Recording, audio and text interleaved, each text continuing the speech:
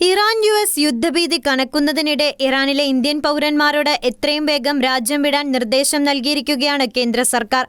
പൗരന്മാരുടെ സുരക്ഷ കണക്കിലെടുത്ത് ഇന്ത്യൻ എംബസി അതീവ ജാഗ്രതാ നിർദ്ദേശമാണ് പുറപ്പെടുവിച്ചിരിക്കുന്നത്. വിദ്യാർത്ഥികൾ, ബിസിനസ്സുകാർ, വിനോദസഞ്ചാരികൾ എന്നിവരുൾപ്പെടെ എല്ലാ ഇന്ത്യൻ പൗരന്മാരോടും രാജ്യം വിടാൻ ഇന്ത്യൻ എംബസി ആവശ്യപ്പെട്ടിട്ടുണ്ട്. ഇറാനിലുള്ള ഇന്ത്യൻ പൗരന്മാരും ഇന്ത്യൻ വംശജരും അതീവ ജാഗ്രത പാലിക്കണമെന്നും പ്രതിഷേധങ്ങളോ പ്രകടനങ്ങളോ നടക്കുന്ന ഇടങ്ങളിൽ നിന്ന് വിട്ടുനിൽക്കണമെന്നും സർക്കാർ നിർദ്ദേശിച്ചു. നേരത്തെ ജനുവരിയിൽ ഇറാൻ ഭരണകൂടം പ്രതിഷേധക്കാർക്കെതിരെ നടപടി സ്വീകരിച്ചപ്പോഴും ഇന്ത്യ സമാനമായ മുന്നറിയിപ്പ് നൽകിയിരുന്നു. രാജ്യം വിടാൻ തയ്യാറെടുക്കുന്നവർ തങ്ങളുടെ പാസ്പോർട്ട്, ഐഡന്റിറ്റി കാർഡുകൾ തുടങ്ങിയ യാത്രാരേഖകൾ എപ്പോഴും കൈവശം വെക്കണമെന്ന് എംബസി നിർദ്ദേശിച്ചിട്ടുണ്ട്.